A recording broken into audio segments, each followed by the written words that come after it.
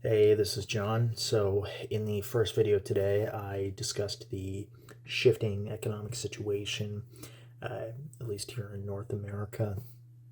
And this one is regarding the unhealthy political discourse that I think has largely contributed to the augmentation of our societal issues that we're currently facing. So, again, like I said in the other video, I think everyone's seen the news recently. And I think many other people had very much predicted that ICE would exhibit progressively more violent behaviors. For example, the administration has become bolder over time with its claims. And so I do think it's really worth going back and looking at some of the things that I think have contributed to this situation eventually coming to fruition. So, at least from the perspective of individuals and the actions that we ought to take going forward, so that, supposing we get past this slump in our society, we don't all just revert to, partitioning ourselves into two halves of a whole idiot. So, there's a pretty recent article from Fox News about a student exposing a left-wing bias at Harvard University, and obviously Fox News has been doing this for a while. So, look, I think he's completely wrong, and I could be, here listing a bunch of reasons why I think he's wrong, but I think that's the back and forth bickering that has really broken down our ability to have discussions completely. And so I think a more important message is to look a little bit under this hood and give some advice if you feel disenfranchised like this younger man, or if you are in a discussion with people who disagree with you generally. And, how do we actually have productive political discussions? So, and I think this article really says a lot about the state of discourse. So, on the one hand, he states that a lot of professors push their left wing bias on their students, but on the other hand, he says this: if a professor in a classroom says, "This is what I believe about this issue," how many students? Some of you would be prepared to deal with this, but most people wouldn't. How many students would actually be willing to go toe to toe against a professor who's expressed a firm view about a controversial issue? That's end of quote. So I think there's some issues with policies at universities, and I could be wrong, but to me, it sounds like his professors express their opinions and he doesn't actually discuss them with anyone because he feels uncomfortable doing so, which I think is a common issue for a lot of people.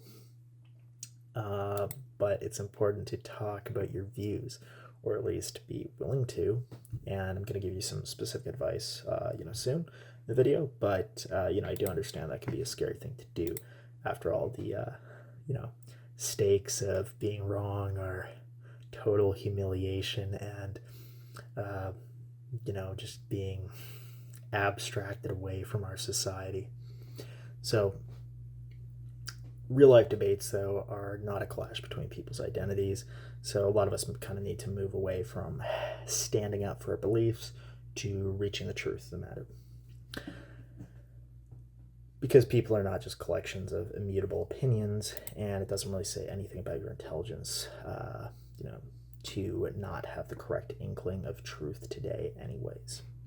So, when I was maybe like about 13, I read The Righteous Mind by Jonathan Haidt, and it's a book about political disagreements. It's a really great book in hindsight, and is one that I've been seemingly drawing on in discussions for a little over a decade now. The book has a lot of really interesting information about human behavior and how we form opinions.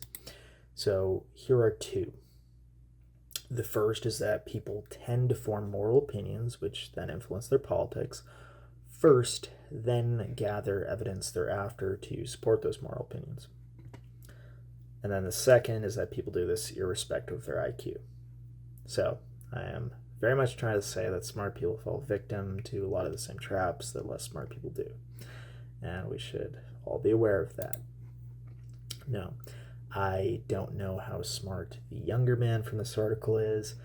He goes to Harvard, though, so he's probably not stupid. I will say, however, that I've been wrong before, And in some cases, I've been very wrong. And the nicest way possible, if I can be wrong, then we can all be wrong. So let's just get past the whole immutable truths thing. Now, it'd be pretty easy for me to say you're wrong and, just do the same thing that everyone else does online. But that discourse, while useful when aimed at institutions or institution-like persons, isn't really helpful when directed at individuals.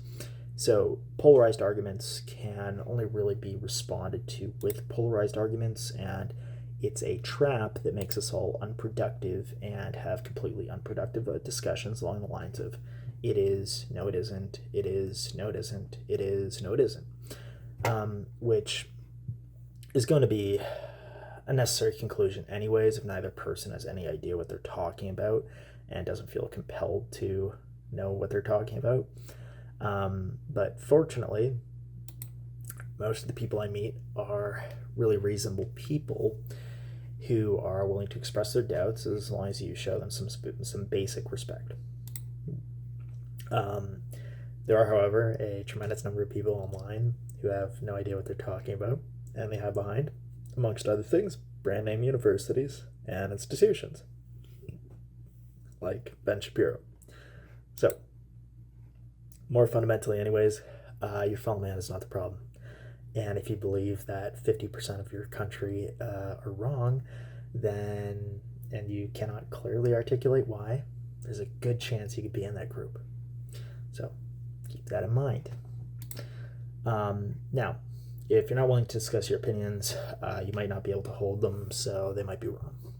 And certainly the professors that I've met have typically been pretty smart, well-informed, reasonable people. And if you could genuinely stump them, they would probably give it a lot of thought. So a lot of young people, like myself, are very frustrated and feel disenfranchised right now. And more importantly, everyone is still forming their beliefs. So if this is you, what I'm trying to say is that you probably don't have all the information you need to be well-informed yet anyways. And it takes a long time to be well-informed and contextualize, complicated topics like politics, which depends not just on politics, but also on economics, for example, and ethical philosophies and so on. So even matters which are relatively simple have been misconstrued or well oversimplified. And so I'm going to give two examples of that just to point out the severe lacking of awareness in some of the debates that we commonly have.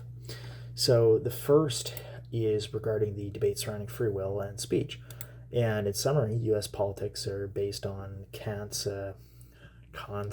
deontological ethics, and Canadian politics is on utilitarianism, pretty similar to the way that John Stuart Mill would have conceptualized it. But both place a great emphasis on free will and, by extension, speech. But free will and speech has never been or never was conceptualized without any boundaries. And so we have a common misconception of free will and speech as say and do whatever the fuck I want without consequences, which is erroneous. So, for example, it would be unethical for me to incite violence with the intent to harm under Kant's theory, and therefore, under the philosophical underpinnings of U.S. politics, right? Or suppose I fabricated medical data and said that a new treatment is harmful based on that data, and then when people don't take that medicine, a lot of people die or get very sick as a consequence, right? Clearly unethical. Okay. The second is more contentious, and unless people really want me to cover my position on this, I probably won't, but if you are very interested, then I do think I did a episode on a podcast as a guest once a few years ago, if you want to try finding that. But I'm just using this as an example to say that people need to argue in a more principled manner, and this is a great example of arguing from preconceptions. So the other example is abortion, and it's a highly polarized topic, and most people have effectively adopted a stance of either yes or no, and that's that. But you can typically only arrive at these positions if you already agree with them, which, assuming everyone else agrees with you, is unrealistic. So you can either assert that the world changed, or you can structure a more robust argument that deals with concerns of real people that you disagree with.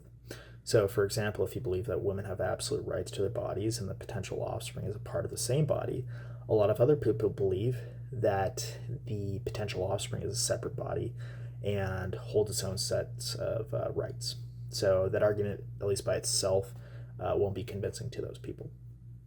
Likewise, asserting that possessing human potential grants the fetus a divine right to life is probably unconvincing, given that you could extend the same argument to preservation of sperm, which most people would also disagree with. So you see that when we incorporate theory of mind, a lot of our givens can't be taken as such, or our givens aren't really givens.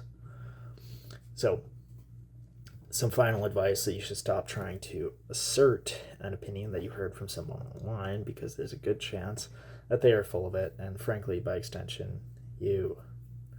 So there's certainly places to draw the line, but here's one way that we can all have more productive conversations about these issues. So instead of saying something like "but how" and accusing the person of being wrong that you're in a discussion with, you can try saying something more like, "That's really interesting. I always thought this." And that's something I say all the time. And it leads to more civil discussions, I find. So fundamentally, most of us are trying to solve the same problems with different solutions, because a lot of people don't. Well, what do you expect, right?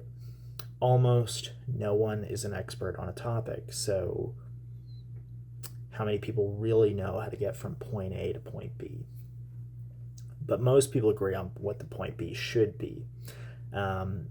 So if we want to solve these problems, then we need to coordinate better. And so getting to the truth of the matters, rather than simply asserting our current positions, and not to be apolitical, but to take a big step away from identity politics. Supposing we actually want to solve the issues of our politics, then we do need to coordinate better. And a big part of that is having legitimately productive discussions about the issues. So perhaps unfortunately, people won't listen to you just because you have X credentials. They probably don't even really know what those mean when you have them. So people will listen to you if they like and trust you. That's pretty much that. Okay, so please share the video, like and subscribe.